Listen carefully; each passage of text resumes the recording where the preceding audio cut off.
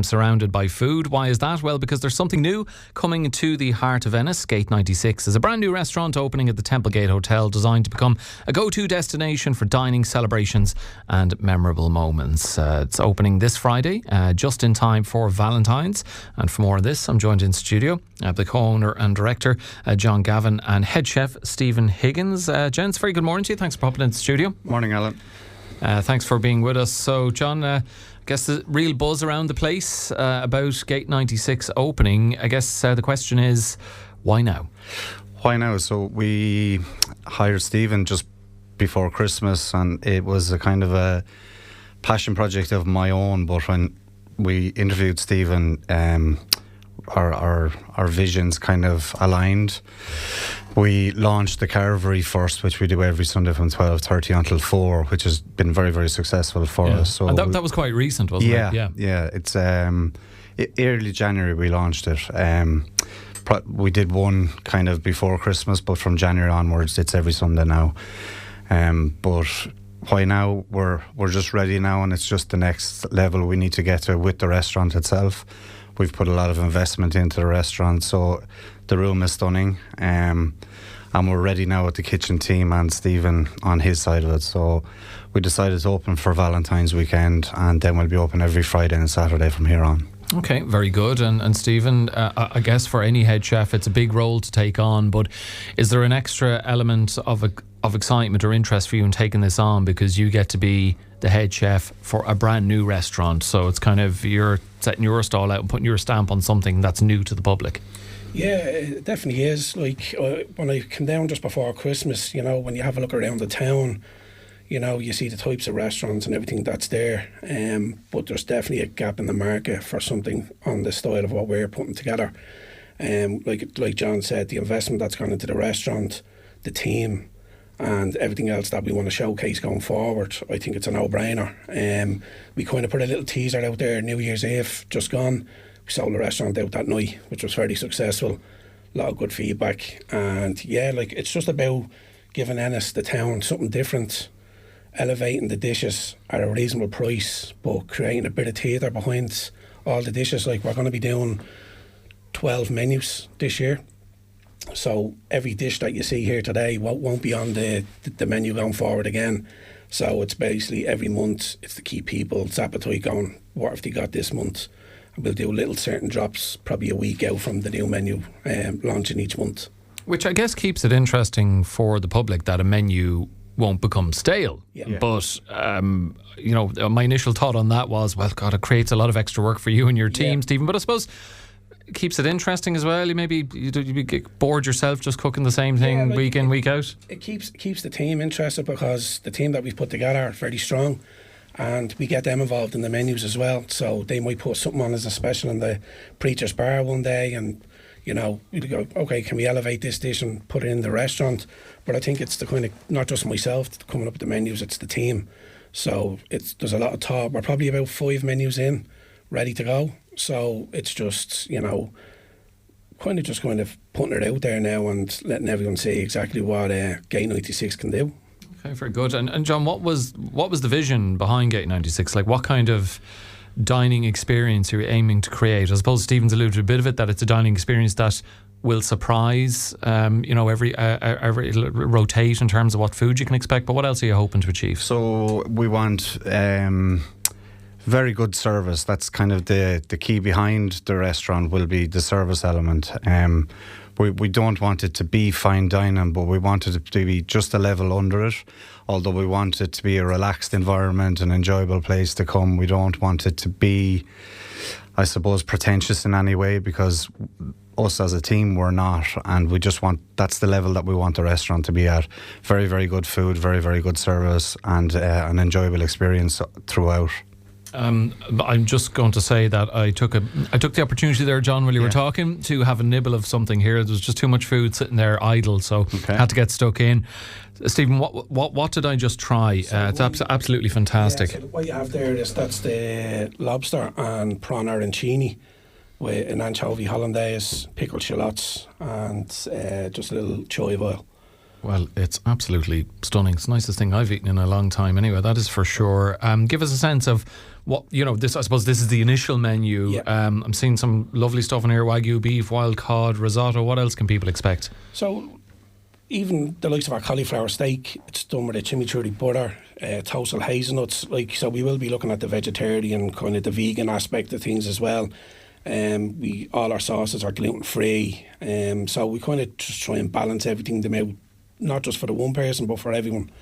The likes of the burrata that we have there with the aged Parma ham, the Wagyu beef cheek, which our local butchers gets from Scotland. So, I put him in contact with a lad there. He's in a sourcing it for me, which is great. Do you know what I mean? The Wagyu beef cheek will be definitely a kind of start of the show. We'll be using a lot of dry ice. We'll be using a lot of smoke within the menu. And just like that, creating a bit of theatre around the dishes as well. That's not just a plate coming out onto the table. Yeah, well, I'm not going to lie, Stephen. I had my eye on the Wagyu beef early doors there, so I'm going to try a bit of that as well. Beyond the food, though, John, obviously the most important element of a restaurant is the food, and that it's good food and interesting and there's variety and so on. But what kind of atmosphere are you hoping people will experience at Gate 96? So, just to let you know where the name came from, first of all, the building was built in 1996, and then it's an old temple gate, so we kind of combined the both of them to Gate 96. So we want the service to be, as I said just previously, very, very good service, but an enjoyable atmosphere, not pretentious, but it's a step above from what our gastropub would offer. So we want it to be very, very good service, and but just people to have an enjoyable time. And it's an experience. It'll be a little bit different than what Ennis has at the moment. So that's what we're trying to achieve. Well, I can heartily recommend to the listeners that if they head along to Gate 96, you should definitely try the Wagyu beef, because I just did, and it is soft as butter. Absolutely delicious. This is also going to be a restaurant that will cater for occasions and so on, Stephen. So I suppose, how do you approach creating food that feels special enough for those big moments, for functions or whatever it might be? Like even with the menu that we have there, but it's important to speak to the person that's booking the thing, booking an occasion and stuff like that, see what they like, and then put our own twist on it. I think at the moment we've speaking to a couple of people about occasions coming up, confirmations, communions and stuff, and most places have kind of the same kind of chicken meat stuff, but what we want to do is we want to create something completely different, but not kind of too overwhelming either. That's where we're kind of looking at. And then, if that person's having another occasion, at least then they know that they can speak to us.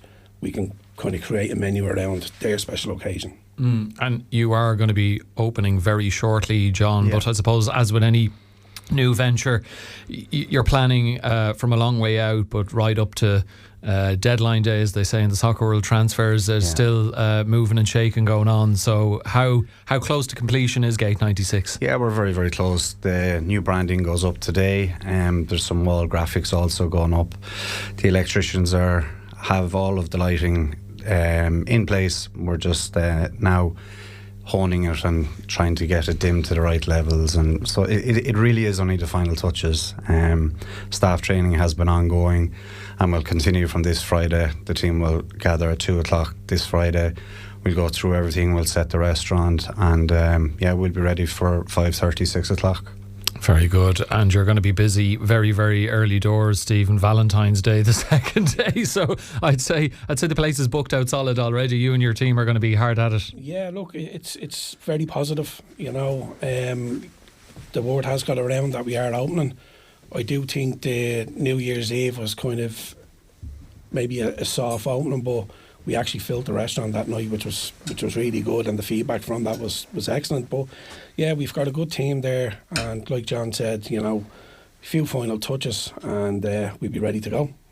I just tried the dessert there, Stephen. What am I thoroughly enjoying at the moment? I have a passion fruit and white chocolate mousse with pineapple salsa, pineapple cremade, and you've got meringue shards just on top. Even the description of that. I was saying to John Stephen off air before we come on, it feels like such a shame to stick a knife, fork or spoon into any of this, because they're like little works of art that should be left untouched. But then, place to go out of business if no one's going to eat the food. So you're going to be busy for Valentine's, John, but you're opening on Friday. Did you look at the calendar? Yes, I know. The 13th. Are you unlucky for some? Are you tempting fate? Just make sure all those light fixtures are screwed in extra tight. No, we will, of course. Yeah. No, it's unlucky for some, but it's a calculated decision on this occasion. Very good. I suppose, get in there before the big day, the following day. Yeah. So look, if people want to book, what number do they ring, and what are the hours again? I think you said from here on in it'd be Fridays and Saturdays. So it's Fridays and Saturdays for the foreseeable. Then we will probably open in the summer months Thursday, Friday, Saturday, maybe Sunday evening, depending on business levels. So they book the main direct hotel line, or they can email orders in. Going forward, we may look at an online booking platform as well, but just for now they can ring the hotel directly or email in at info@templegatehotel.com. Very good. Since the phone is going to be hopping very shortly. Bookings are good and bookings are strong, thank God. So, well, I'm not surprised having tasted some of the food. Kay O'Malley, good morning to you, Kay. Dedicated Morning Focus listener says, Alan, please wish John and staff the very best of luck. Fabulous hotel, great staff. So there you go, you get the 2 thumbs up from Kay. Hope it all goes very, very well. My thanks to the co-owner director of the Templegate Hotel and the Gate 96, John Gavin, and head chef Stephen Higgins. Best of luck to you and your team, Stephen, going forward, and thanks for joining me